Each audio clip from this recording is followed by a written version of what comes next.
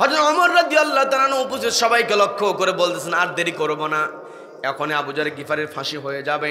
জল্লাদকে order করলেন, ফাঁসি দিয়ে দাও। আবু যর গিফারি ফাঁসির মঞ্চের দিকে এগিয়ে যায়। জল্লাদও রেডি, তাকে মেরে অর্থাৎ ফাঁসির কাজটা তাকে ঝুলিয়ে দিবে, শুলে চড়িয়ে তাকে মেরে ফেলবে। এমন অবস্থায় সবাই তাকিয়ে আছে আবু যর গিফারির দিকে। আবু যর গিফারির দিকে সবাই তাকিয়ে আছে, কিন্তু মাঝখান থেকে হঠাৎ করে একজন চিৎকার দিয়ে উঠেছে। যখন মাঝখান থেকে একজন চিৎকার দিয়েছে, সবার নজর আবু যর গিফারির দিকে নাই, ওই চিৎকারকারীর দিকে। এই জায়গায় আপনারা সবাই কিন্তু আমার দিকে তাকিয়ে আছেন। মাঝখানে যদি কেউ চিৎকার দিয়ে ওঠে, আপনারা কিন্তু আমাকে আর দেখবেন না, ওই চিৎকারকারীর দিকে তাকাবে। কথা বলেন ঠিক কিনা? আবার কেউ টেস্ট করার জন্য চিৎকার দেওয়ার দরকার নাই। সম্মানিত দিনী ভাইরা, আবু যর গিফারি চূড়ান্ত সময় একজন চিৎকার দিয়েছি। ওই চিৎকারকারীকে বলা হলো, কি ব্যাপার, তুমি চিৎকার করো কেন? আমরা সবাই চিন্তায় আছি, আবু যর গিফারির এই কঠিন পরিস্থিতিতে আমরা চিন্তায় আছি, অথচ তুমি চিৎকার করছো। ওই যুবক বলতেছে, তোমরা তো সবাই তাকিয়ে আছো আবু যর গিফারির দিকে, কিন্তু আমি পথের দিকে তাকিয়ে আছি, কে যেন ঘোড়া দাবড়ে এগিয়ে আসতেছে। এই কথা বলার পরে বলা হলো, আমরা একটু অপেক্ষা করি, ওই ঘোড়ার সাওয়ারিটা হলেও তো ওই যুবক হতে পারে। যদি সাওয়ারিটা যুবক হয় তাহলে আবু যর বেঁচে যাবে, আর যদি আবু যর ওই যদি সাওয়ারি যদি ওই যুবক না হয় তাহলে আবু যর গিফারির তখন নয় ফাঁসি কার্যকর হবে। আমরা একটু অপেক্ষা করি। প্রস্তাবটা গ্রহণ হয়ে গেল। সাওয়ারি এগিয়ে আসে, আস্তে আস্তে একেবারে কাছে যখন চলে এসেছে, ঘোড়ার ওপর থেকে লাফ দিয়ে নেমে গিয়ে আবু যর গিফারির হাতটা ধরে বলছে, ভাই আমাকে ক্ষমা করে দাও, নির্ধারিত সময় আমি আসতে পারি নাই। আমার ইচ্ছা ছিল নির্ধারিত সময়ের মধ্যে আসার, কিন্তু পথের মধ্যে ঘোড়ার সমস্যা হওয়ার কারণে আমি আসতে পারি নাই। এই যে কঠিন মৃত্যুর মুখোমুখি আমি তোমাকে ঠেলে দিয়েছি, ফাঁসির মঞ্চ পর্যন্ত তোমাকে আসতে হয়েছে, তোমাকে পেরেশান হতে হয়েছে, মেহেরবানি করে আমাকে ক্ষমা করে দাও। এই কথা বলে হযরত ওমরকে ডাক দিয়ে বলছে, আমিরুল মুমিনিন, আপনি যে আমাকে ফাঁসি দিয়েছেন, ফাঁসির রায় আপনি দিয়েছেন, নিজের মন গড়া কোনো মতামত দিয়ে আপনি আমার ফাঁসির অর্ডার দেন নাই, আপনি ফাঁসি দিয়েছেন একজনের কিতাব দিয়ে। তিনি কে? সবাইকে বলতে হবে তিনি কে। কাজে আল্লাহর কিতাবের আলোকে বিচার আমার হয়েছে, এই বিচারের কার্যকারিতা থেমে থাকুক এটা আমি চাই না। আপনি দ্রুত অর্ডার দিয়ে দেন, এই মুহূর্তে যেন আমাকে মৃত্যুদণ্ড দিয়ে দুনিয়া থেকে আমাকে বিদায় করে দেওয়া হয়। এই কথা বলতে বলতে ফাঁসির মঞ্চের দিকে যখন জল্লাদের দিকে যখন ওই যুবক এগিয়ে যাবে, এমত অবস্থায় ওই যে দুইজন ভাই যারা বিচার দিয়েছে তাদের মধ্য থেকে একজন এসে হাতটা চেপে ধরে বলতেছে, তুমি কোথায় যাও? ওই ফাঁসির মঞ্চে যাওয়ার পূর্বে আমার সঙ্গে একটু কথা বলতে হবে। চিন্তা করে দেখেন, একটু আগেই যেই দুইজন বাদী তারা কঠোর ছিল, হোক আবু যর গিফারি আর হোক যুবক, আমরা একটা প্রাণ চাই। যারা একটু আগে প্রাণ চেয়েছে সবাই পড়ুন, আউযু বিল্লাহি মিনাশ শাইতানির রাজীম, বিসমিল্লাহির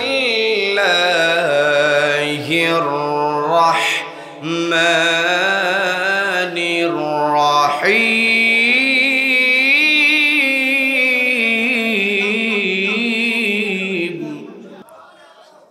ইয়া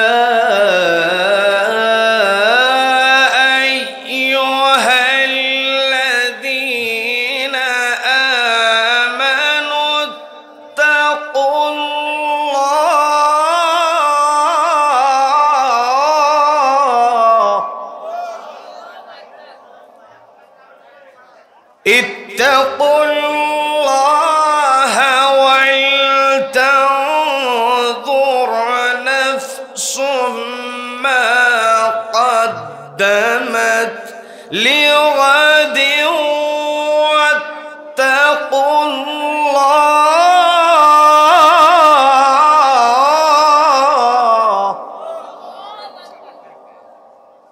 إن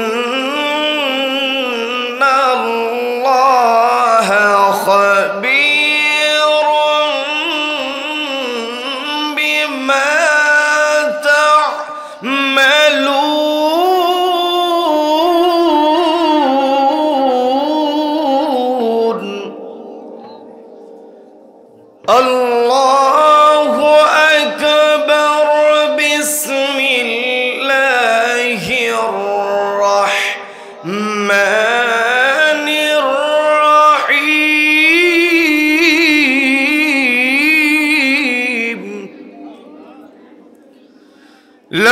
لقد كان لكم في رسول الله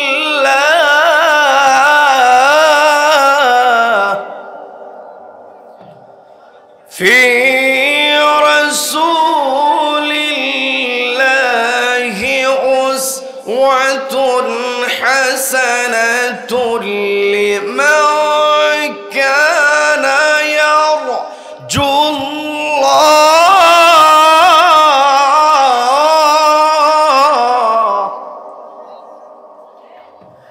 لمن كان يرجو الله واليوم الآخر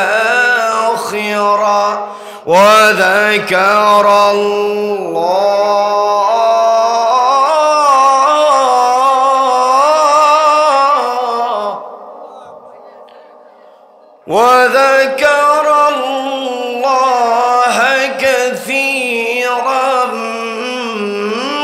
بسم الله الرحمن الرحيم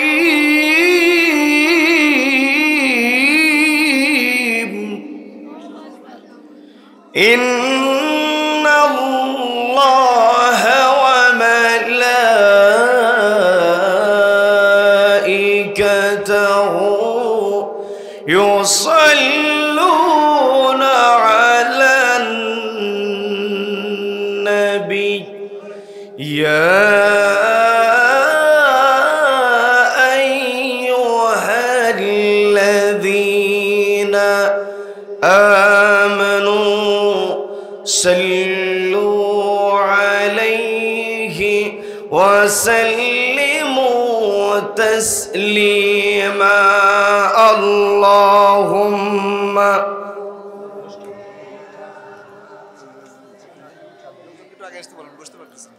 وعلى آله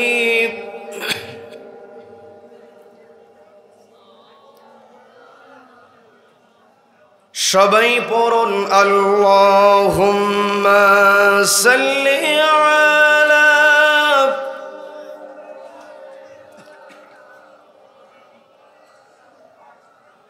وعلى آله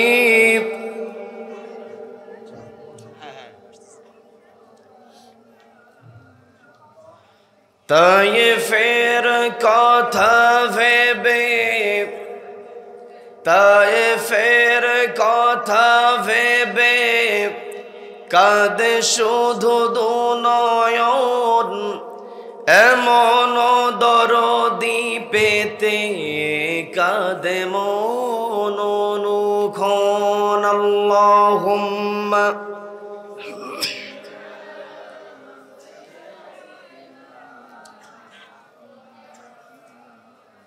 وعلى آله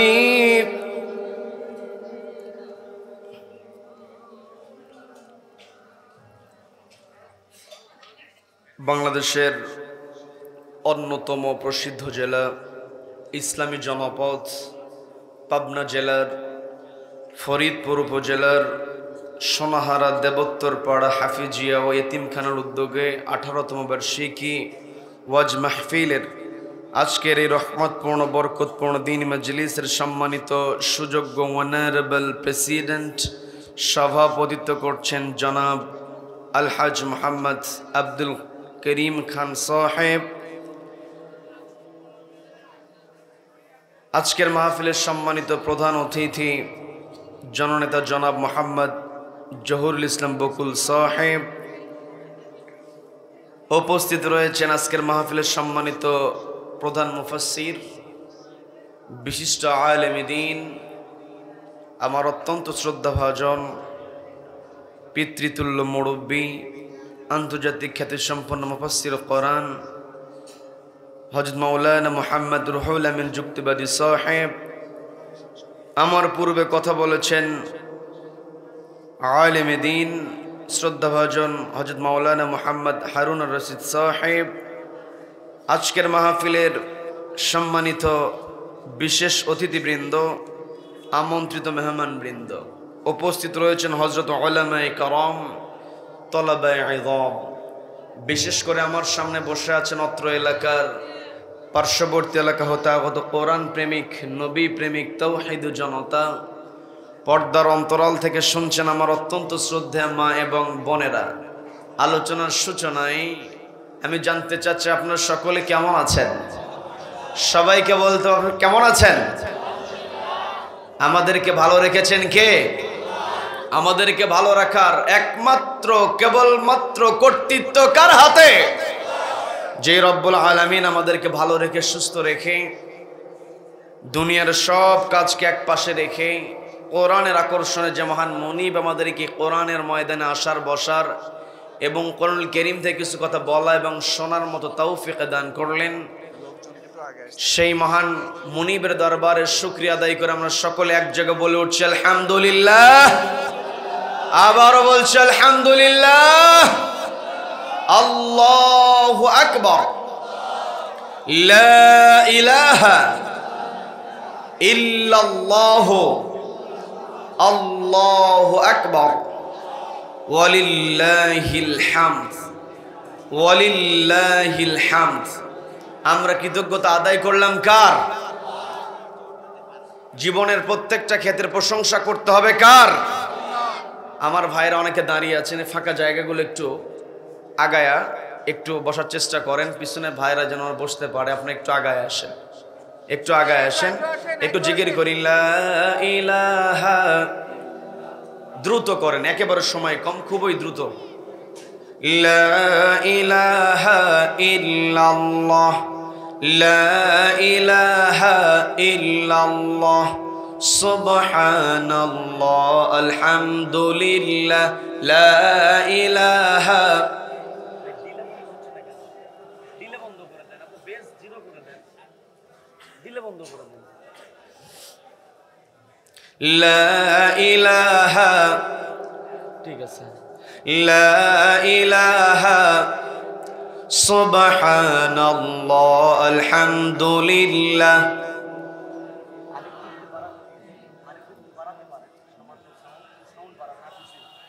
লা ইলাহা। লা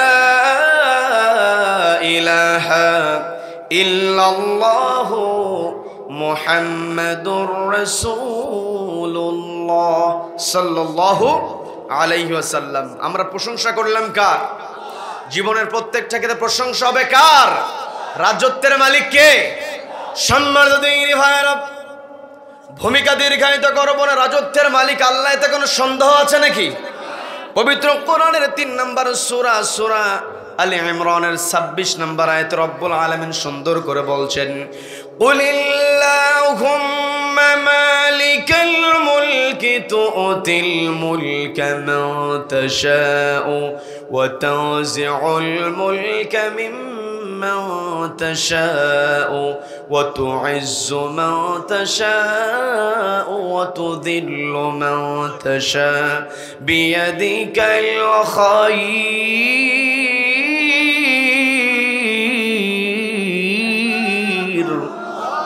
আল্লাহ রাব্বুল আলামিন বলছেন, ওগো নবী, আপনি ঘোষণা দিয়ে দিন, কুলিল্লাহুম্মা মালিকাল মুলক। ওগো আল্লাহ, আপনি হলেন রাজত্বের মালিক। সেই রাজত্বের মালিক যিনি হবে তারই প্রশংসা করতে হবে। কথা বলেন ঠিক কিনা? গোটা জগতে যত সৃষ্টি আছে শুধুমাত্র মানুষ আমরাই যে আল্লাহর প্রশংসা করি তা কিন্তু নয়। গোটা জগতে যত সৃষ্টি আছে প্রত্যেকটা সৃষ্টি সব সময় জিকির করছে কার নামে? সেই কথাটাই রব্বুল আলামিন সুন্দর করে জানিয়ে দিলেন, ইউসাব্বিহু লিল্লাহি মা ফিস সামাওয়াতি ওয়া মা ফিল আরদি লাহুল মুলকু ওয়া লাহুল হামদু ওয়া হুয়া আলা কুল্লি শাইইন কাদির। আল্লাহ রাব্বুল আলামিন হাকিম ভাইয়ের আগমন, হাকিম ভাইয়ের আগমন, সদস্য সচিবের আগমন, হাকিম ভাইয়ের আগমন। সম্মানিত দিনী ভাইরা, যে কথাই ছিলাম রব্বুল আলামিন স্পষ্ট জানিয়ে দিলেন, ইউসাব্বিহু লিল্লাহি মা ফিস সামাওয়াতি ওয়া মা ফিল আরদ, আসমান এবং জমিনে যা কিছু আছে ইউসাব্বিহু লিল্লাহ, তাসবিহ জ্ঞাপন করছে কার নামে? সবাই কথা বলেন কার নামে? লাহুল মুলকু ওয়া লাহুল হামদ, রাজত্ব যার হবে, প্রশংসা তারই হবে। বিরক্ত হচ্ছেন নাকি? সবাই আমার দিকে বিরক্ত হচ্ছেন নাকি? সম্মানিত দিনী ভাইরা, আল্লাহ রাব্বুল আলামিন স্পষ্ট জানিয়ে দিলেন পবিত্র কোরআনের 3 নম্বর সূরা সূরা আল ইমরানের 26 নম্বর আয়াতে নবীজিকে বলছেন, গো নবী আপনি ঘোষণা দিয়ে দিন, আল্লাহুম্মা মালিকাল মুলক, ওগো আল্লাহ আপনি হলেন রাজত্বের মালিক। তুতিল মুলকা মা তাশা, আপনি যাকে ইচ্ছা রাজত্ব দান করতে পারেন। ওয়া তানজিউল মুলকা মিম্মান তাশা, এবং যার কাছ থেকে আপনি রাজত্ব কেড়ে নিতে পারেন। রাজত্ব দেন আবার রাজত্ব কেড়ে নেন, এর একমাত্র মালিকানা কার হাতে? সবাইকে বলতে হবে কার হাতে? এই পৃথিবীতে আমি আপনি যত বড়ই চেয়ারে বসি না কেন, আমার আপনার চেয়ারটা যত বড় হোক না কেন, আমি আপনি আল্লাহর যে বিশাল রাজত্ব, এই বিশাল রাজত্বের তুলনায় আমার আপনার অস্তিত্বই আমরা খুঁজে পাবো না। এই যে আমি আপনি পৃথিবীতে বসে আছি, এই পৃথিবীতে আমরা বসবাস করছি, এই পৃথিবীতে যদি আমরা বসবাস করি, বেঁচে থাকতে চাই, তাহলে আমাকে আপনাকে সূর্যের আলোর বিকল্প অন্য কোনো উপায় আমরা অবলম্বন করতে পারবো না। কথা বলেন ঠিক কিনা? আমাদের যেই খাবার আমরা উদ্ভিদের কাছ থেকে পাই, গাছের কাছ থেকে পাই, গাছ যদি সূর্যের আলো না পায় আমরা খাবার পাবো নাকি? সবাইকে কথা বলতে হবে, খাবার পাবো নাকি? তার মানে এই যে সূর্য আমরা দেখতে পাচ্ছি, এই পৃথিবী থেকে সূর্যকে আমাদের একটা প্লেটের মতো মনে হয়। এই সূর্যকে আমরা প্লেটের মতো মনে করি। এই সূর্য প্লেটের মতো মনে হলো, সূর্য কিন্তু সূর্যের আকারটা কত বড় আপনাদের অনেকের হয়তো জানা থাকতে পারে, কিন্তু আমি আপনাদেরকে আবার স্মরণ করিয়ে দিই, আর যারা জানেন না তারা একটু বোঝার চেষ্টা করবেন। এই পৃথিবীতে আমি আপনি যদি আল্লাহর বরত্ব সম্পর্কে যথাযথ জ্ঞান অর্জন করতে পারি, আমার আপনার ভিতর থেকে অহংকার অটোমেটিক দূর হয়ে যাবে। কথা বলেন ঠিক কিনা? এই যে আমরা সূর্য দেখতে পাই, এই সূর্যের তুলনায় পৃথিবীর আকারটা কেমন একটু বোঝার চেষ্টা করবেন। আমরা পৃথিবীতে বসবাস করছি, এই পৃথিবীর সমান 13 লক্ষটা যদি পৃথিবী আসে, অর্থাৎ পৃথিবীর সংখ্যা হবে 13 লক্ষ। সবাইকে বলতে হবে কত লক্ষ? সবাই বলেন কত লক্ষ? এই 13 লক্ষ পৃথিবীকে যদি সূর্যের গায়ে লাগানো হয়, তবুও সূর্যের গায়ে জায়গা ফাঁকা থেকে যায়। বলেন আল্লাহু আকবার। তার মানে পৃথিবীর চাইতে 13 লক্ষ গুণ বড় হলো সূর্য। আবার যদি আমরা সূর্যের পরিচয় জানতে চাই, রাতের বেলা অন্ধকার রাতে আকাশের দিকে তাকালে আমরা দেখতে পাই অসংখ্য অগণিত তারকা আমরা দেখতে পাই। কথা বলেন ঠিক কিনা? অসংখ্য অগণিত তারকা মিলে গ্যালাক্সি তৈরি হয়, আর একটা গ্যালাক্সির মধ্যে অতি নগণ্য হলো একটা সূর্য। সূর্যের নক্ষত্র, সূর্যের তুলনায় হাজার হাজার গুণ বড় নক্ষত্র আছে। বলেন আল্লাহু আকবার। তার মানে পৃথিবীর চাইতে সূর্য কত বড়, আবার সূর্যের চাইতে নক্ষত্র কত বড়, সবকিছু যদি আমরা কল্পনা করি, এই যে আমরা পৃথিবীতে বসবাস করছি, আজকে আমরা এই সোনাহারায় বসে আছি, এই এলাকার আমার আপনার অবস্থান, এই আমার আপনার অবস্থানটা পাবনা জেলার মধ্যে বাংলাদেশের মানচিত্রের দিকে যদি আমরা তাকাই, ওই মানচিত্রের মধ্যে পাবনাকে দেখা যায় ছোট্ট একটা জায়গা নিয়ে আছে। আমার কথাই বিরক্ত হচ্ছেন নাকি? ছোট্ট একটা জায়গা মানচিত্রের মধ্যে পাবনার। আবার আমি আপনি আমার বাংলাদেশের চিত্রটা যদি পৃথিবীর যেই মানচিত্র আছে, ওই মানচিত্রের মধ্যে যদি বাংলাদেশকে খুঁজতে যাই, একেবারে ছোট দেখা যায়। কথা বলেন ঠিক কিনা? তার মানে এই পৃথিবীতে আমরা যারা আছি, আল্লাহর যে বিশাল রাজত্ব, বিশাল যে ক্ষমতা, রব্বুল আলামিনের যে বিশাল কর্তৃত্বের তুলনায় আমি আপনি পৃথিবীতে যত বড় চেয়ারে বসি না কেন, যত টাকার মালিক আমি আপনি হই না কেন, এই টাকা, এই চেয়ার, এগুলো আল্লাহর কাছে কোনো দামই নাই। কথা বলেন ঠিক কিনা? আল্লাহর যত সৃষ্টি আছে সমস্ত সৃষ্টি আল্লাহর কাছে এমন দাম নাই যে মশার পাখার যেমন দাম আমরা দেই না। কি কথা বলেন? মশার পাখার যেমন দাম নাই, রব্বুল আলামিনের কাছে গোটা দুনিয়াকে ওই রকম করলে মশার পাখার চাইতে একেবারেই কম দাম। তার মানে সেই আল্লাহই বললেন, ওগো নবী, কুলিল্লাহুম্মা মালিকাল মুলক, ওগো আল্লাহ আপনি বলে দিন রাজত্বের মালিক আপনি। তুতিল মুলকা মা তাশা, আপনি যাকে ইচ্ছা রাজত্ব প্রদান করেন। ওয়া তানজিউল মুলকা মিম্মান তাশা, এবং রাজত্ব দেওয়ার পরে, ক্ষমতা দেওয়ার পরে কেউ যদি জুলুম করে, কেউ যদি বাড়াবাড়ি করে, ওয়া তানজিউল মুলক, রব্বুল আলামিন টান দিয়ে ক্ষমতা কেড়ে নেন। কথা বলেন ঠিক কিনা? এই জায়গায় আলেম ওলামা আছেন, আমি আপনাদেরকে বুঝিয়ে দেওয়ার চেষ্টা করছি। তানজিউল মুলক এর অর্থ হলো ক্ষমতাটাকে কেড়ে নেওয়া। এই তানজিউন শব্দটা এসেছে নাজউন থেকে। নাজউন শব্দের আরেকটা ব্যবহার পবিত্র কোরআনের মধ্যে আল্লাহ করে বলছেন, ওয়ান নাজিআতি গরকা, শপথ ওই সমস্ত ফেরেশতার যারা জোর করে দেহ থেকে রুহটা বের করে। তার মানে এই পৃথিবীতে যারা জালিম হয়, যারা জুলুম করে, ওই চেয়ারে বসার পরে চেয়ার ছাড়তে চায় না, রব্বুল আলামিন টান দিয়ে জোর করে চেয়ার থেকে নামায় দেয়। কথা বলেন ঠিক কিনা? আমরা যদি অতীত ইতিহাস পর্যালোচনা করি তাহলে দেখা যায় মুসা আলাইহিস সালাতু ওয়াস সালামের সঙ্গে সর্বোচ্চ জুলুম করেছিল ফেরাউন। কি কথা বলেন? ফেরাউন এমন জুলুম করেছিল, একটু বোঝার চেষ্টা করবেন। এই পৃথিবীতে আমি আপনি যদি নিজেকে অহংকার মুক্ত রাখতে পারি, আমার আপনার ভিতর থেকে অহংকার যদি আমরা দূর করতে পারি, তবেই আমরা আল্লাহর বান্দা হতে পারবো। কি কথা বলেন? আল্লাহর বান্দা হতে হলে আমাকে আপনাকে প্রথমে অহংকার মুক্ত হতে হবে। আর অহংকার মুক্ত হতে হলে নিজেকে ছোট মনে করতে হবে। আমার আপনার নবী, তিনি এত বড় মহান চরিত্রের অধিকারী, আল্লাহর সঙ্গে যার সরাসরি যোগাযোগ, সরাসরি কানেকশন, সেই নবীজিও পর্যন্ত আল্লাহর কাছে দোয়া করতেন, আল্লাহুম্মা জাআলনি ফি আইনি সগীরা, ওগো আল্লাহ আপনি আমাকে আমার চোখে ছোট বানান, ওয়াজআলনি ফি আইনিন নাসি কাবীরা, মানুষের চোখে আপনি আমাকে বড় করেন। তার মানে আমি আপনি যদি পৃথিবীতে মূল্যবান হতে চাই, তাহলে মানুষের সামনে নিজেকে কখনো বড় মনে করা যাবে না। কথা বলেন ঠিক কিনা?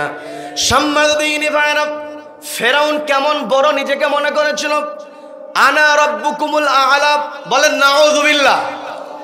ফেরাউন বলেছিল আমি বড় খোদা। ফেরাউন কিন্তু আল্লাহকে অস্বীকার করে নাই, কৌশলে কথাটা বলল। সে বলল যত বড় খোদাই থাকুক এর মধ্যে আমি বড়। বলেন নাউযুবিল্লাহ। ফেরাউন নিজেকে শ্রেষ্ঠ প্রমাণের জন্য, তার অহংকারটাকে এস্টাবলিশ করার জন্য, যখন মুসা আলাইহিস সালাতু ওয়াস সালামের আগমনের বার্তা যখন ফেরাউনকে দেওয়া হলো, ফেরাউন বুঝতে পারলো যেহেতু মুসা আমার চেয়ারটাকে নড়বড়ে করে দেবে, কাজে এই মুসাকে আর বাড়তে দেওয়া যাবে না, বড়ই হতে দেব না।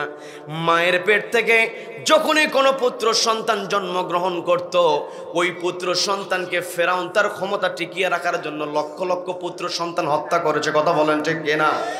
আজও পৃথিবীতে যারা জুলুম করে, জালিম হয়, এই ক্ষমতা টিকিয়ে রাখার জন্য সরকারি গুলি ব্যবহার করতে দ্বিধা করে না। কথা বলেন ঠিক কিনা?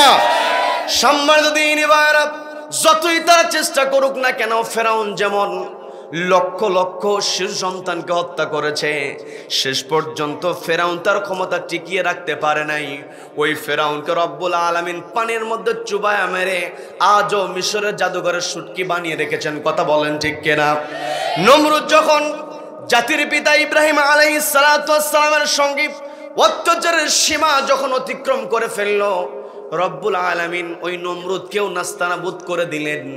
একটা বিষয় বোঝার চেষ্টা করবেন, আমরা শুরুতেই তেলাওয়াত করেছিলাম আল্লাহু আলা কুল্লি শাইইন কাদির, যত শক্তি আছে, যত ক্ষমতা আছে, তার উপর একজন সমাসীন আছেন। তিনি কে? সবাইকে বলতে হবে তিনি কে? আল্লাহ যে সবচেয়ে বড় ক্ষমতাবান, এটা বোঝার জন্য আমার আপনার সহজ হবে। এই পৃথিবীতে যারা জুলুম করেছে, সর্বোচ্চ জুলুম যারা করেছে, সর্বোচ্চ চেয়ারে যারা বসেছে, ওই সমস্ত জালিমদেরকে আল্লাহ ক্ষমতাচ্যুত করার ক্ষেত্রে বড় কোনো অস্ত্র ব্যবহার করেন নাই। কি কথা বলেন? এই নমরুদ যখন তার বার বেড়ে দিয়েছিল, ইব্রাহিম আলাইহিস সালাতু ওয়াস সালামকে জীবন্ত অগ্নিকুণ্ডে নিক্ষেপ করে দিল।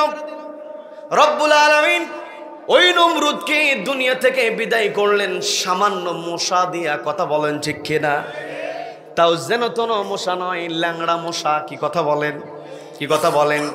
ফেরাউন ছিল ক্ষমতাধর, ফেরাউনকে দুনিয়া থেকে আল্লাহ বিদায় করলেন পানির মধ্যে চুবায়া। নমরুদকে আল্লাহ রাব্বুল আলামিন দুনিয়া থেকে বিদায় করলেন ল্যাংড়া মশা দিয়ে। আবার আব্রাহা যখন কাবা ঘরে আক্রমণ করেছিল, সেখানেও রব্বুল আলামিন বড় কোনো অস্ত্র ব্যবহার করেন নাই। আবাবিল পাখি পাঠিয়েছেন, ছোট্ট পাখি, একেবারেই ছোট ছোট্ট আবাবিল, একেবারে মটর দানার মতো পাথর খণ্ড উপর থেকে ছেড়ে দিয়েছে। আর ওই ক্ষমতাধর আব্রাহা ধ্বংস হয়ে গিয়েছে। কথা বলেন ঠিক কিনা? তার মানে এই পৃথিবীতে যারা জুলুম করবে, এই জালিমদেরকে ক্ষমতাচ্যুত করতে আল্লাহর বড় কোনো শক্তির প্রয়োগ করতে হয় না। এই বর্তমান সময় 2024 সালে আমরা এটার প্রমাণ পেয়েছি। দীর্ঘ 15 বছর যে লেডি ফেরাউন অত্যাচার করেছে, এই লেডি ফেরাউনকে ক্ষমতাচ্যুত করতে রব্বুল আলামিন বড় কোনো অস্ত্র শস্ত্রে সজ্জিত কোনো বাহিনী ব্যবহার করলেন না, বড় কোনো দল ব্যবহার করলেন না। নিরস্ত্র ছাত্র জনতাকে সামনে দিয়া রব্বুল আলামিন এমন অবস্থা তৈরি করলেন, ওই লেডি ফেরাউন পালাতে বাধ্য হয়েছে। কথা বলেন ঠিক কিনা? আল্লাহ রাব্বুল আলামিন শুধুমাত্র এই কথাই বলেন নাই, ওয়া তানজিউল মুলকা মিম্মান তাশা। আল্লাহ শুধুমাত্র ক্ষমতা কেড়ে নেন তা নয়, আল্লাহ বলছেন ওয়া তুইজ্জু মান তাশা ওয়া তুযিল্লু মান তাশা। আল্লাহ রাব্বুল আলামিন সম্মান দিতে জানেন, আল্লাহ অপমান করতে পারেন।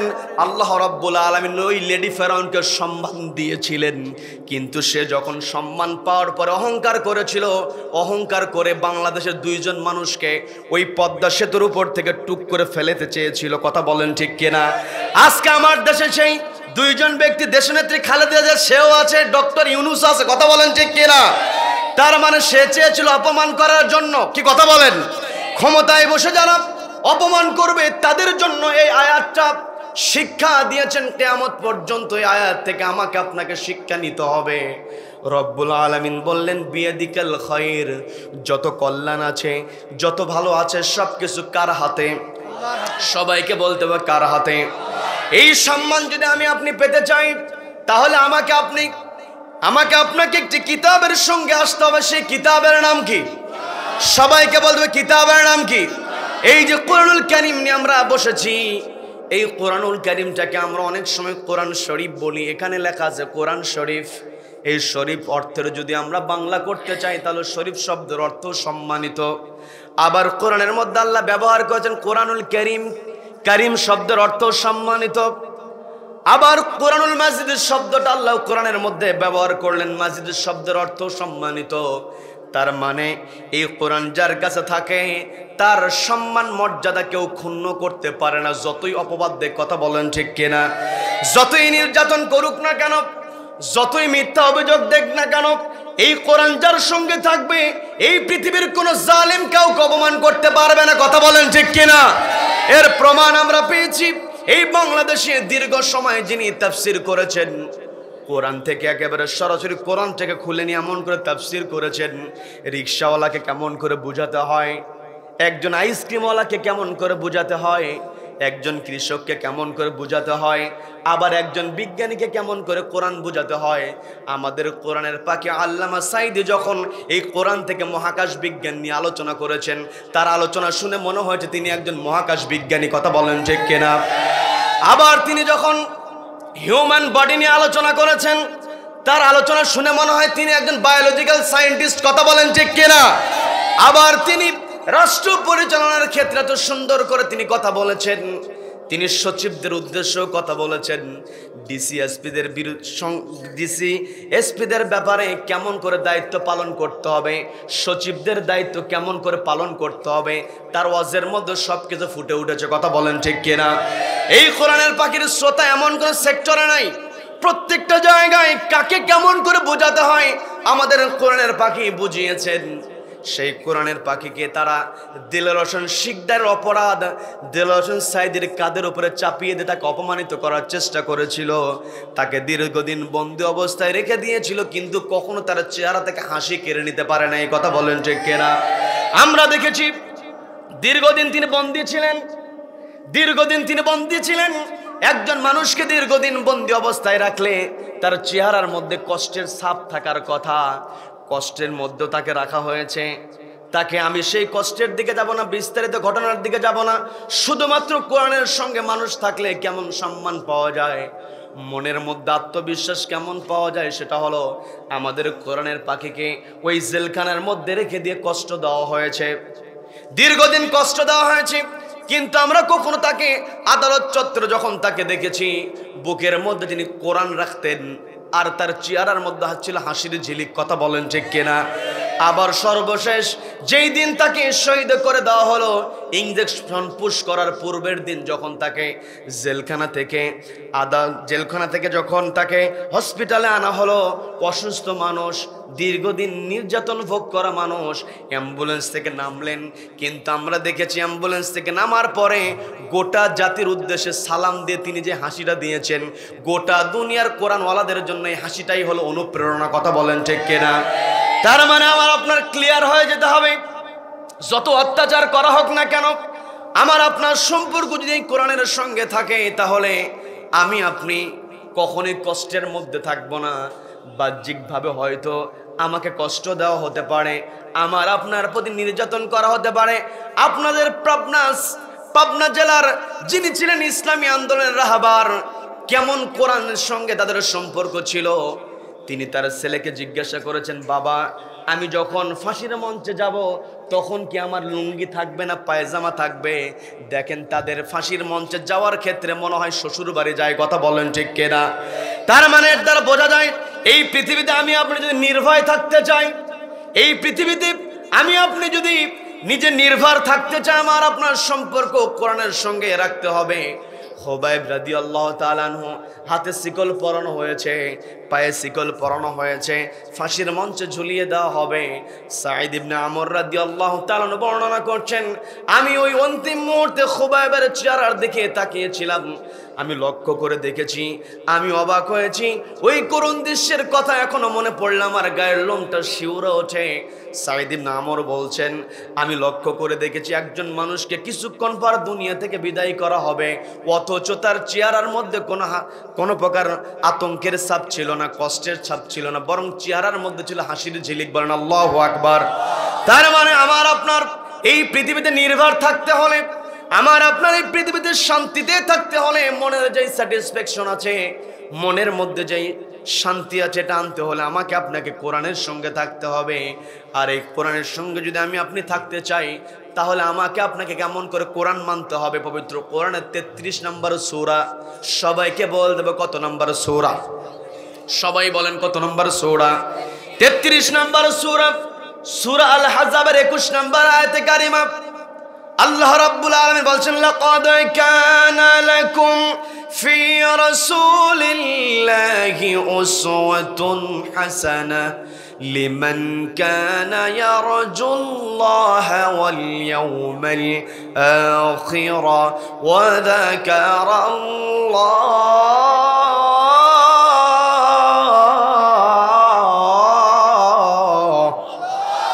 আল্লাহ রাব্বুল আলামিন বলছেন, লাকাদ কানা লাকুম ফি রাসূলিল্লাহি উসওয়াতুন হাসানাহ, নিশ্চয় আমি রাসূলের মধ্যে তোমাদের জন্য রেখে দিয়েছি উত্তম আদর্শ। তার মানে এই পৃথিবীতে আমাকে আপনাকে চলতে হলে নবীজিকে আদর্শ মেনে চলতে হবে। এখানে অনেক ওলামায়ে কেরাম আছেন, আপনাদেরকে বুঝিয়ে দিলে আপনারাও বুঝবেন। আল্লাহ বলছেন, লাকাদ কানা লাকুম ফি রাসূলিল্লাহি উসওয়াতুন হাসানাহ। এই জায়গায় বলা হয়েছে ফি রাসূলিল্লাহ, ফি মুহাম্মদ ইবনে আব্দুল্লাহ বলা হয় নাই, নবীজির নাম ধরে বলা হয় নাই, বলা হয়েছে ফি রাসূলিল্লাহ। তার মানে নবীজির আদর্শ, নবীজি যখন আনুষ্ঠানিকভাবে রিসালাত পেয়েছেন, তার মানে নবীজি যেই দিন জিবরিল আমিনের সঙ্গে সাক্ষাৎ করে নবীজিকে যেই দিন সূরা আলাকের 5টা আয়াত তেলাওয়াত করে শোনা হয়েছিল, ওই দিন থেকে নবীজিকে অনুসরণ হিসেবে মানার জন্য আমাদেরকে নির্দেশনা দিয়েছেন কে? সবাইকে বলতো নির্দেশনা দিয়েছেন কে? আমার কথা বোঝার চেষ্টা করবেন।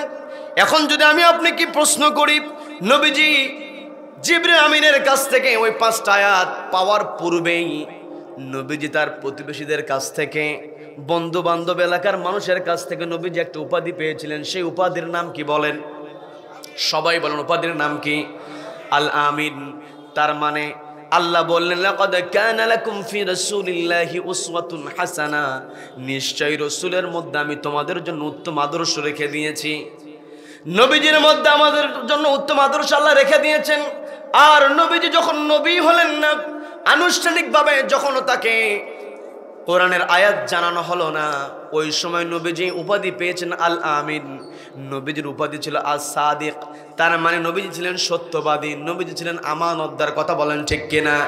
এখন এই আয়াতকে যদি আমি আপনি মানতে চাই, তাহলে নবীজির যে বৈশিষ্ট্য, নবীজি ছিলেন আমানতদার, নবীজি ছিলেন সত্যবাদী, এই দুইটা বৈশিষ্ট্য আমার আপনার ভিতরে থাকার দরকার আছে না নাই? সবাইকে বলতে পারছে না নাই? শুধুমাত্র নামের সামনে মুহাম্মদ লাগিয়ে দিলাম, নামের শেষে আহম্মদ লাগিয়ে দিলাম, অথবা নিজের নামটাই মুহাম্মদ বানিয়ে দিলাম, নিজের নামটা আহম্মদ বানিয়ে নিলাম, কিন্তু আমি আপনি যদি সত্য না বলি, মিথ্যা যদি ছাড়তে না পারি, আমানতদারিতা যদি রক্ষা করতে না পারি, তাহলে এই মুহাম্মদ নাম লেখে কোনো কাজ হবে নাকি? সবাইকে বলতে হবে লেখে কোনো কাজ হবে নাকি? তার মানে নবীজিকে আদর্শ মানতে হলে শুধুমাত্র মুহাম্মদ নামের সামনে লাগালেই হবে না, নবীজির আদর্শ আমাকে আপনাকে মেনে চলতে হবে। নবীজির আদর্শ, এক নম্বর নবীজির যে বৈশিষ্ট্য, নবীজি ছিলেন সত্যবাদী। দুই নম্বর নবীজির মধ্যে ছিল আমানতদারিতা। আমার আপনার সামনে যত বড় কঠিন সিচুয়েশন হোক না কেন, এই দুইটা বৈশিষ্ট্য যদি আমি আপনি ধরে রাখতে পারি, কোনো প্রকার ভয় আমার আপনার অন্তরটাকে কম্পিত করতে পারবে না। কথা বলেন ঠিক কিনা? সম্মানিত দিনী ভাইরা, নবীজিকে আদর্শ মেনেছেন। নবীজির সাহাবীরা, সাহাবীদেরকে দেখে তাবেঈন আমরাও যদি নবীজির আদর্শ মানতে চাই, সাহাবীদের অনুসরণের দরকার আছে না নেই? সবাইকে বলবো দরকার আছে না নেই? সাহাবায়ে কেরাম নবীজিকে অনুসরণ করেছেন, আমানতের সবচেয়ে বড় দৃষ্টান্ত তারা স্থাপন করেছেন। এই পৃথিবীতে সবচাইতে বড় আমানতের নাম হলো চেয়ারের আমানত। কথা বলেন ঠিক কিনা? সবাইকে বলতে হবে চেয়ারের আলামত, চেয়ারের আমানত। এতে কোনো সন্দেহ আছে নাকি? সবাইকে বলতে হবে এতে কোনো সন্দেহ আছে নাকি? আপনাদেরকে বুঝিয়ে দিলে আপনারা বুঝবেন। এই কোরআন যে আল্লাহ অবতীর্ণ করেছেন, এই কোরআন আমি আপনি স্বীকার করে নেই, আমি আপনি কোরআনের প্রতি ঈমান এনেছি, আল্লাহর প্রতি বিশ্বাস স্থাপন করেছি, কিন্তু এই পৃথিবীতে অনেক মানুষ আছে যারা কোরআন বিশ্বাস করে না, কোরআন মানতে চায় না। আছে না নাই? আছে না নাই? এই কোরআন অস্বীকারকারী ব্যক্তি দুই ধরনের হয়। যারা এর মধ্যে এক ধরনের থাকে যারা কোরআনের সরাসরি বিরোধিতা করে, আবার এক ধরনের মানুষ থাকে যারা বিরোধিতা করে না, আবার কোরআনকে মানে না, নিরপেক্ষ অবস্থায় থাকে। আছে না নাই? সবাইকে বলতে পারছে না নাই? এখন এই কোরআনটাকে আল্লাহ রাব্বুল আলামিন দিয়েছেন হুদাল লিন্নাস। এই কোরআনটা অবতীর্ণ হচ্ছে সকল মানুষের জন্য। এখন যদি এই কোরআন আমার আপনার সামনে থাকে, যদি কোরআন অস্বীকার করে, কোরআনের প্রতি ঈমান থাকে না এমন মানুষ, কোরআন যখন ক্ষমতায় চলে আসে, আমি আপনি যদি হযরত ওমর রাদিয়াল্লাহু তাআলার সময়ের কথাই চিন্তা করি, হযরত ওমর রাদিয়াল্লাহু তাআলা তিনি যখন রাষ্ট্র পরিচালনা করেছিলেন, একটি কিতাব দেয়, সেই কিতাবের নাম কি? সবাইকে বলতে হবে কিতাবের নাম কি? এখন কোরআন যদি ক্ষমতায় চলে আসে, কোরআনের আলোকে যদি বিচার কার্য পরিচালনা হয়, তাহলে যারা কোরআন মানে না, কোরআনের বিরোধিতা করে না, আবার কোরআন মানে না, কোরআন ওই সমস্ত মানুষের কি ফয়সালা দেবে? আমার আপনার মনের মধ্যে প্রশ্ন থাকতে পারে কি পারে না? সবাইকে বলতে হবে পারে কি পারে না? এই যে দেখেন, এই কোরআন নিয়ে আমরা বসেছি, এই কোরআনের জন্য কিন্তু আপনারা সবাই বসে আছেন। কথা বলেন ঠিক কিনা? গভীর রাত পর্যন্ত আপনারা বসে আছেন, আপনাদেরকে কোনো গাড়ি ভাড়া দেওয়া হয় নাই, আপনাদেরকে সেই রকম কোনো অভ্যর্থনা আপনাদেরকে জানানো হয় নাই, কিন্তু আপনারা যে হাজির হয়েছেন কার সন্তুষ্টির জন্য? সবাইকে বলতে হবে কার সন্তুষ্টির জন্য? আল্লাহর সন্তুষ্টির জন্য। যদি আমি আপনি সত্যি আল্লাহর সন্তুষ্টি চাই, তাহলে নবীজির যে সত্যবাদীদের আদর্শ ছিল, নবীজির যে আমানতদারিতার আদর্শ ছিল, আদর্শ আমাকে আপনাকে অবশ্যই মানতে হবে। কথা বলেন ঠিক কিনা? সম্মানিত এবার আমি যে কথাই ছিলাম, এই চেয়ারের আমানত সবচাইতে বড় আমানত। কোরআন যখন ক্ষমতায় ছিল, হযরত ওমর রাদিয়াল্লাহু তাআলা যখন রাষ্ট্র পরিচালনা করেছেন, ভিন্ন ধর্মের লোকেরাও পূর্ণ স্বাধীনতা পেয়েছে। কথা বলেন ঠিক কিনা? কি কথা বলেন? সম্মানিত বন্ধুগণ, হযরত ওমর রাদিয়াল্লাহু তাআলা চেয়ারের আমানতটা কেমন করে রক্ষা করেছেন? হযরত ওমরের দরবারে দুইজন বালক একজন যুবককে টেনে হিঁচড়ে হাজির করেছে। হযরত ওমর বলতেছেন, কি বাবার, তোমরা দুইজন মিলে কেন এই যুবককে হাজির করেছো? ওই দুই বালক অভিযোগ করে বলছে, এই যুবক আমাদের পিতাকে হত্যা করেছে, আমরা এসেছি আপনার কাছে হত্যার বিচার নেওয়ার জন্য। হযরত ওমর প্রশ্ন করলেন, ও যুবক, তোমার বিরুদ্ধে যে অভিযোগ দেওয়া হচ্ছে, অভিযোগ সত্য নাকি? যুবক বলছে, হ্যাঁ, আমি এদের পিতাকে হত্যা করেছি। খেয়াল করে দেখবেন, কোনো সাক্ষী কিন্তু নাই। হযরত ওমর যখনই প্রশ্ন করলেন, যুবক তুমি হত্যা করেছো নাকি, যুবক কোনো প্রকার দ্বিধা করলো না, বলে ফেলেছে, হ্যাঁ আমি হত্যা করেছি, সত্য স্বীকার করে নিয়েছে।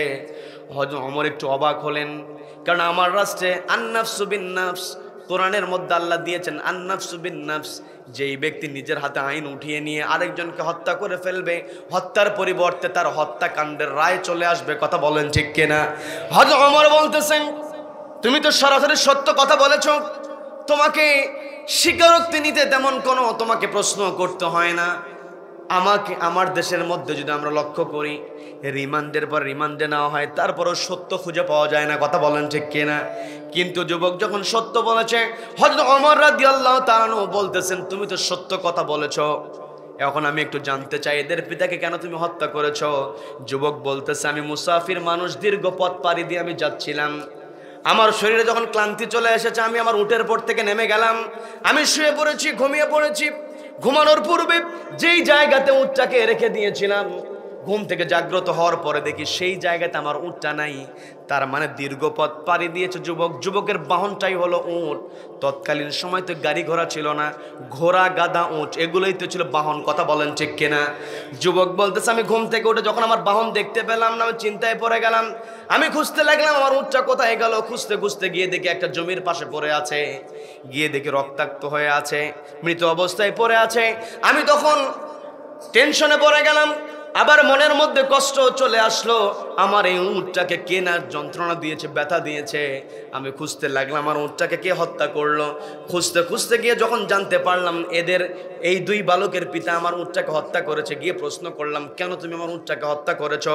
জবাব দেওয়া হলো, তোমার উট আমার ফসলের ক্ষেতের মধ্যে ঢুকে ফসলের ক্ষতি করেছে। আমি বললাম, তোমার ফসলের ক্ষতি হয়েছে, তুমি আমার কাছ থেকে ফসলের ক্ষতিপূরণ নিতে, আমি তোমাকে ক্ষতিপূরণ দিতাম, কিন্তু তুমি ফসলের পরিবর্তে আমার উটটাকে হত্যা করে তুমি ঠিক কাজ করো নাই। আমার উটকে তুমি কষ্ট দিয়েছো, আমার উট ব্যথা পেয়েছে, আমার উটকে কত না কষ্ট তুমি দিয়েছো। উটের দেহের মধ্যে জখম আমি দেখতে পেয়েছি, উট রক্তাক্ত হয়েছে। তুমি যে এত নির্দয় হয়ে আমার উটটাকে আঘাত করলে, আমার উটকি ব্যথা পায় নাই, আমার উটকে এত ব্যথা তুমি কেমন করে দিতে পারলে?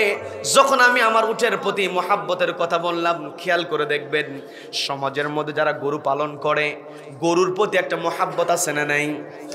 কোরবানির হাটে গরু বিক্রি করে দেয়, কোরবানি দাতা টাকা দিয়ে গরুটা নিয়ে নেয়, কোরবানি দাতার হাতে যখন গরুর দড়িটা দিয়ে দেয়, কোরবানি দাতা টাকা দিয়ে গরু নিয়েছে, যেই গরু লালন পালন করেছিল সেই ব্যক্তি টাকা পেয়েছে। কিন্তু খেয়াল করে আমরা দেখেছি যখন দড়িটা আদান প্রদান করা হয়, যেই ব্যক্তি গরু লালন করেছে ওই গরুটা বিক্রি করে দেওয়ার কারণে তার চোখের মধ্যে পানি চলে আসে। কথা বলেন ঠিক কিনা?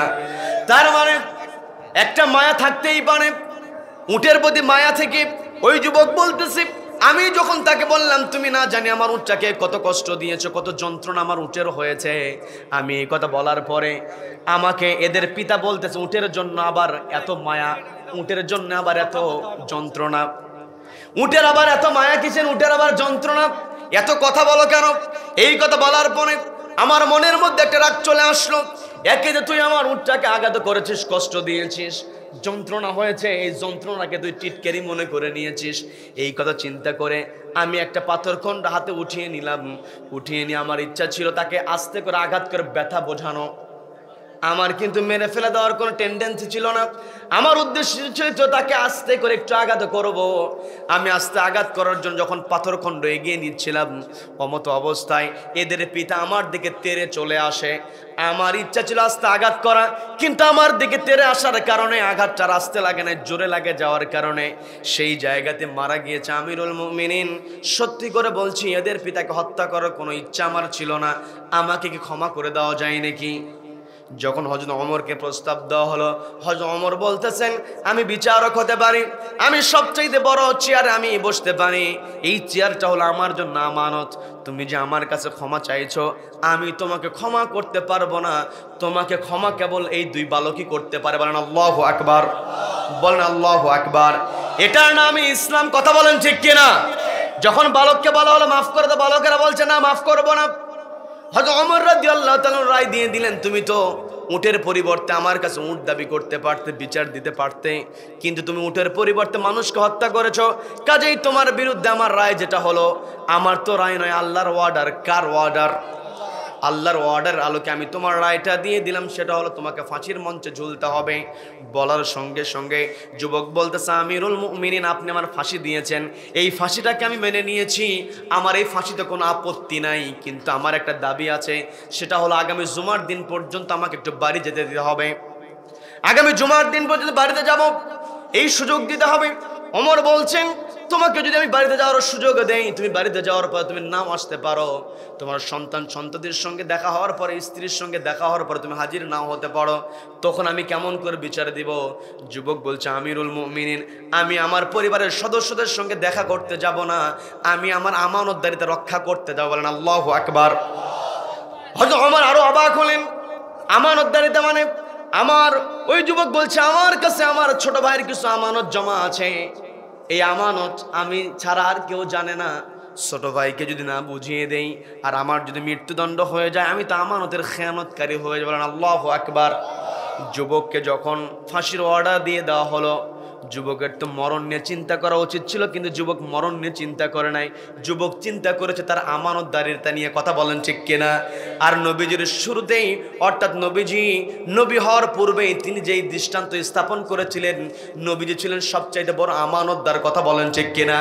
যুবক যখন এই কথা বলল, হযরত ওমর বলতেছেন তুমি যত কথাই বলো না কেন, আমি তোমাকে ছাড়তে পারবো না, তবে তোমাকে আমি ছাড়তে পারবো তোমার পরিবর্তে একজন যদি জিম্মাদার তুমি নিয়োগ করো। যুবক বলছে আমি কেমন করে জিম্মাদার নিয়োগ করবো, এখানে তো আমার কেউ নাই।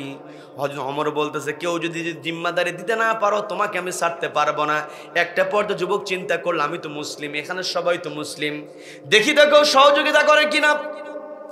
সবাইকে ডাক দিয়ে বলছে আমার মুসলিম ভাইরা, আমি আমার আমানতদারিতা রক্ষা করার জন্য আমি আমার বাড়িতে যেতে চাই, কে একটু আগামী জুমার দিন পর্যন্ত আমার জিম্মাদারি গ্রহণ করবে? কেউ কোনো সাড়া দেয় না। তিনবার বলার পরে যুবক একেবারে হতাশ হয়ে গিয়েছে। এমতো অবস্থা আবু যর গিফারি বলছে যুবক চিন্তিত হওয়ার কোনো কারণ নাই, আমি তোমার জিম্মাদারি গ্রহণ করলাম। বলেন না সুবহানাল্লাহ। আবু যর গিফারি বলছেন শুধু জিম্মাদারি আমি নিলাম না, তোমার বাড়ি যাওয়া পর্যন্ত, আসা পর্যন্ত যে বাহনের দরকার, আমার ঘোড়াটা তুমি ব্যবহার করতে পারবে, সেই সুযোগ আমি তোমাকে দিয়ে দিলাম। বলেন আল্লাহু আকবার। যুবক যখন জিম্মাদারি পেয়েছে, আবু যর গিফারিকে লক্ষ্য করে হযরত ওমর বলতেছেন ও আবু যর, তুমি তোমার সিদ্ধান্ত ভেবে চিন্তে নিও, জুমার নামাজের পূর্বে এই যুবক যদি হাজির না হয় তাহলে তোমাকে কিন্তু ফাঁসির কাজটা ঝুলতে হবে, কারণ জুমার নামাজের পরে উপস্থিত সবার সামনে আমি ফাঁসির কার্যকারিতা ঘোষণা দিয়ে দেব, ওই দিন ফাঁসি কার্যকর হবে। হযরত আবু যর গিফারি বলছেন সবকিছু জেনে আমি জিম্মাদারি নিয়েছি। এই কথা বলার পরে যুবক রওনা দিয়েছে। দিনের পর দিন চলে যায়, নির্ধারিত দিন জুমার দিন যখন হাজির হয়েছে, ওই দুই বালক এসে হযরত ওমরকে বলছে আমিরুল মুমিনিন, আসামিকে আপনার হাতে উঠিয়ে দিয়েছিলাম, আমরা চেয়েছিলাম আমার বাবার নাফস চলে গিয়েছে, হত্যার বদলে হত্যা। আন নাফসু বিন নাফস, কোরআনের মধ্যে অর্ডার দিয়েছেন কে? আন নাফসু বিন নাফস, নাফসের বদলে নাফস। আমার পিতাকে হত্যা করা হয়েছে, এর পরিবর্তে আমরা একটা নাফসের হত্যা চাই। এখন আপনি তো আসামিকে ছেড়ে দিয়েছেন, ওই আসামির পরিবর্তে আবু যর গিফারি জিম্মাদারি নিয়েছে, এখনো তো ওই যুবক আসে নাই, এখন আমরা অত কিছু বুঝি না। আপনি তো বলে দিয়েছেন জুমার নামাজের পরে রায় ঘোষণা হবে, রায় কার্যকর হবে, আমরা জুমার নামাজের পরে রায়টা চাই। এই কথা বলার পরে জুমার নামাজের ওয়াক্ত হয়ে গিয়েছে, হযরত ওমর নামাজের উনি ইমামতি করলেন, নামাজ সম্পন্ন হয়ে গিয়েছে। নামাজ শেষ হওয়ার পরে সবাই তো পিনপতন নীরব হয়ে আছে, আবার কেউ নীরবতা ভাঙিয়ে বলতেছে, তারা বলতেছে যে কি বোকামিটাই না আবু যর করলো, কি দরকার ছিল জিম্মাদারি গ্রহণ করা, আজকে তো ওই যুবক হাজির হয় নাই, নিজে অপরাধ করে নেয়, তারপরও তাকে তো আজকে ফাঁসির মঞ্চে যেতে হবে, মৃত্যুর মুখোমুখি হতে হবে। এইভাবে অনেকে বলা বলি করছিল। একটা পর্যায়ে হযরত ওমর এসে বলতেছে আর কোনো সুযোগ দেওয়া যাবে না। এই আবু যর গিফারির সঙ্গে হযরত ওমরের মহাব্বত ছিল কি ছিল না? সবাইকে বলতে হবে ছিল কি ছিল না? মুহাব্বত ছিল। তিনি চাইলে কৌশল করে আবু যর গিফারিকে বাঁচানোর চেষ্টা তিনি করতে পারতেন, কিন্তু তিনি ভয় করেছেন কাকে? আল্লাহ বললেন ইয়া আইয়ুহাল্লাযীনা আমানুত্তাকুল্লাহ, ওহে যারা ঈমান আনয়ন করেছে আমি আল্লাহ আমাকে ভয় করো। আর আল্লাহকে যারা ভয় করে তারা চেয়ারের মর্যাদা সবচাইতে সবার আগে দিয়ে থাকে। হযরত ওমর রাদিয়াল্লাহু তাআলা যতই আবু যর গিফারিকে ভালোবাসুক না কেন, যতই ভালোবাসুক না কেন, ওই চেয়ারে বসে আবু যর গিফারিকে তিনি যদি ক্ষমা করে দেয়, আবু যর গিফারিকে অবৈধভাবে ক্ষমা করে দেওয়ার জন্য ওমরকে ধরে ফেলবেন কে? সবাইকে বলতে ধরে ফেলবেন কে? এই কথা চিন্তা করে আবু যর গিফারির মুহাব্বতের কথা হযরত ওমর ভুলে গেলেন। হযরত ওমর রাদিয়াল্লাহু তাআলা উপস্থিত সবাইকে লক্ষ্য করে বলতেছেন আর দেরি করব না, এখনই আবু যর গিফারির ফাঁসি হয়ে যাবে। জল্লাদকে অর্ডার করলেন ফাঁসি দিয়ে দাও। আবু যর গিফারি ফাঁসির মঞ্চের দিকে এগিয়ে যায়। জল্লাদও রেডি, তাকে মেরে অর্থাৎ ফাঁসির কাজটা তাকে ঝুলিয়ে দিবে, শুলে চড়িয়ে তাকে মেরে ফেলবে। এমন অবস্থায় সবাই তাকিয়ে আছে আবু যর গিফারির দিকে। আবু যর গিফারির দিকে সবাই তাকিয়ে আছে, কিন্তু মাঝখান থেকে হঠাৎ করে একজন চিৎকার দিয়ে উঠেছে। যখন মাঝখান থেকে একজন চিৎকার দিয়েছে, সবার নজর আবু যর গিফারির দিকে নাই, ওই চিৎকারকারীর দিকে। এই জায়গায় আপনারা সবাই কিন্তু আমার দিকে তাকিয়ে আছেন। মাঝখানে যদি কেউ চিৎকার দিয়ে ওঠে, আপনারা কিন্তু আমাকে আর দেখবেন না, ওই চিৎকারকারীর দিকে তাকাবে। কথা বলেন ঠিক কিনা? আবার কেউ টেস্ট করার জন্য চিৎকার দেওয়ার দরকার নাই। সম্মানিত দিনী ভাইরা, আবু যর গিফারি চূড়ান্ত সময় একজন চিৎকার দিয়েছে। ওই চিৎকারকারীকে বলা হলো কি ব্যাপার, তুমি চিৎকার করো কেন? আমরা সবাই চিন্তায় আছি, আবু যর গিফারির এই কঠিন পরিস্থিতিতে আমরা চিন্তায় আছি, অথচ তুমি চিৎকার করছো। ওই যুবক বলতেছে তোমরা তো সবাই তাকিয়ে আছো আবু যর গিফারির দিকে, কিন্তু আমি পথের দিকে তাকিয়ে আছি, কে যেন ঘোড়া দাবড়ে এগিয়ে আসতেছে। এই কথা বলার পরে বলা হলো আমরা একটু অপেক্ষা করি, ওই ঘোড়ার সাওয়ারিটা হলেও তো ওই যুবক হতে পারে।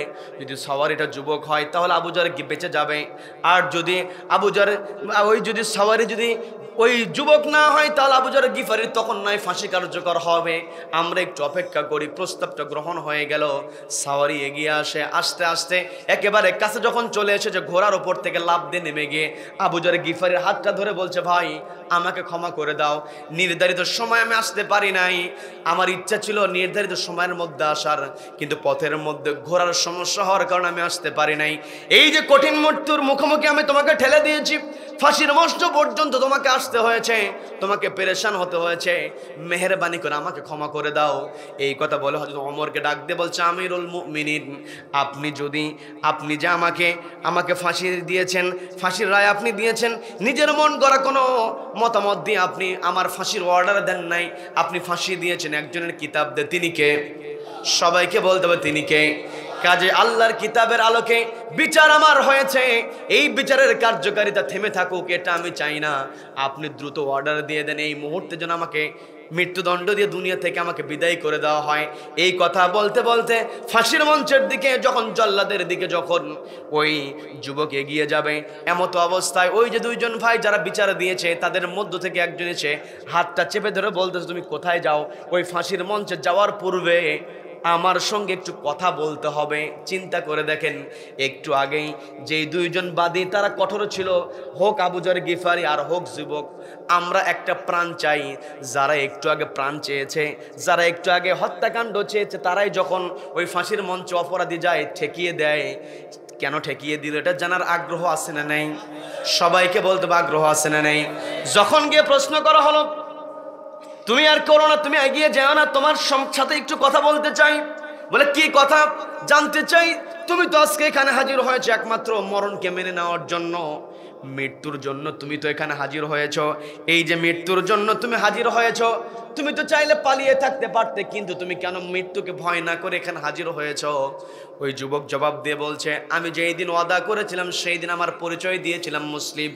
এই মুসলিম পরিচয় দিয়ে আমি যদি ওয়াদা ভঙ্গকারী হয়ে যাই, ওয়াদা ভঙ্গ করি, তাহলে আমার ভাই আবু যর গিফারি তাকে ফাঁসির মঞ্চে যেতে হবে। ওয়াদা ভঙ্গকারী হয়ে যাব, আমি গাদ্দার হয়ে যাব। আমি যদি মুসলিম পরিচয় দিয়ে নিজে গাদ্দার হয়ে যাই, আমার গাদ্দারি দ্বারা মুসলিম জাতির কলঙ্ক হয়ে যাবে। যে মুসলিম যুবক ওয়াদা করেছিল কিন্তু সে প্রাণের ভয় হাজির হয় নাই, আমি চিন্তা করে দেখলাম আমার দ্বারা মুসলিম জাতির কলঙ্ক হোক এটা আমি চাই নাই। আমি আমার জীবনের মায়া ত্যাগ করে ফাঁসির মঞ্চে হাজির হয়েছি। বলেন না সুবহানাল্লাহ। এরপরে কি আবু যর গিফারিকে বলা হলো আবু যর গিফারি তুমি কেন অচেনা যুবকের জন্য জিম্মাদারি গ্রহণ করেছো? আবু যর গিফারিও বলতেছেন, আমার উত্তরটা অনেকটা যুবকের মতো। কারণ যুবক যখন আমাদের কাছে সহযোগিতা চেয়েছে, যুবক মুসলিম পরিচয় দিয়েছে, আমরাও তো মুসলিম। এতগুলো মুসলিম যদি একজন যুবককে যদি সহযোগিতা আমরা না করি, তাহলে ইতিহাস হয়ে যাবে। অনেকগুলো মুসলমানের কাছে একজন মুসলমান আমানতদারিতা রক্ষার জন্য সাহায্য চেয়েছে, কেউ সাহায্য করে নাই। এই মুসলিম জাতির এমন কলঙ্ক হোক, এটা আমি চাই না। আমি চিন্তা করে দেখলাম, ওই যুবক যদি হাজির না হয়, মুসলিম পরিচয় জানার পরে আমানতদারিতা রক্ষার জন্য আমি যদি নিজের জীবনটা দিয়ে যদি আমানতদারিতার রক্ষার জন্য যে সাহায্য চেয়েছে, মুসলিম মানুষ আমানতদারিতার জন্য সাহায্য চেয়েছে, আমি মুসলিম হিসেবে যদি জীবনটা দিয়ে হলেও তাকে সহযোগিতা করতে পারি, তাহলে তো শ্রেষ্ঠত্বে প্রমাণিত হয়ে যাবে, মুসলিম জাতি আর কলঙ্কিত হবে না। কথা বলেন, বলবেন, বলেন আমিন, বলেন আমিন। একটু জিকির করি, লা ইলাহা সুবহানাল্লাহ আলহামদুলিল্লাহ, লা ইলাহা লা ইলাহা লা ইলাহা লা ইলাহা সুবহানাল্লাহ আলহামদুলিল্লাহ, লা ইলাহা লা ইলাহা সুবহানাল্লাহ আলহামদুলিল্লাহ, লা ইলাহা লা ইলাহা লা ইলাহা ইল্লাল্লাহু মুহাম্মাদুর রাসূলুল্লাহ সাল্লাল্লাহু আলাইহি ওয়াসাল্লাম। সম্মানিত দ্বীনি ভাইরা, যে ঘটনা আমরা শুনছিলাম, ওই দুইজন বালক হযরত ওমর রাদিয়াল্লাহু সামনে দাঁড়িয়ে বলছেন, আমিরুল মুমিনিন, একজন মুসলিম যুবক যদি মুসলমান জাতিকে কলঙ্ক মুক্ত রাখার জন্য মুসলিম জাতি ওয়াদা পালন করতে পারে, এটা প্রমাণের জন্য নিজের মায়া, জীবনের মায়া ত্যাগ করতে পারে, আবার একজন মুসলমানকে সহযোগিতার জন্য যদি নিজের জীবনের মায়া ত্যাগ করতে পারে, তাহলে আমরাও তো দুই ভাই মুসলমান, আমরাও দৃষ্টান্ত স্থাপন করতে চাই। একজন মুসলিম যুবক সত্যবাদী, আমানতদার, ওয়াদা পালনকারী হওয়ার কারণে আমরা দুই ভাই মিলে এই যুবককে ক্ষমা করে দিলাম। বলেন না সুবহানাল্লাহ, বলেন সুবহানাল্লাহ। তার মানে যে ঘটনা আমরা শুনলাম, এখান থেকে 5টা বৈশিষ্ট্য পেয়েছি। সকলকে বলতে হবে কয়টা বৈশিষ্ট্য? সকলকে বলতে হবে কয়টা বৈশিষ্ট্য? যুবক সবার আগে সত্য বলেছিল, প্রশ্ন করার সঙ্গে সঙ্গে অপরাধ স্বীকার করে নিয়েছে। কথা বলেন ঠিক কিনা? 2 নাম্বার, যুবক আমানতদারিতার পরিচয় দিয়েছে ফাঁসির মঞ্চে, অর্থাৎ ফাঁসির অর্ডার হয়ে গিয়েছে, তবুও যুবক কি করলো না? তার আমানতের কথা ভুললো না, আমানতের কথা সে মনে রেখেছে। এই যে যুবক আমানতদারিতা রক্ষা করেছে, শুধু তাই নয়, যুবক ওয়াদা দিয়ে গিয়েছে, সে নাও আসতে পারত, কিন্তু নিজের জীবনের মায়া ত্যাগ করে ওই ফাঁসির মঞ্চে হাজির হওয়া মানে কি মৃত্যুকে মেনে নেওয়া। দীর্ঘ পথ পাড়ি দিয়ে যুবক ওয়াদা পালনের জন্য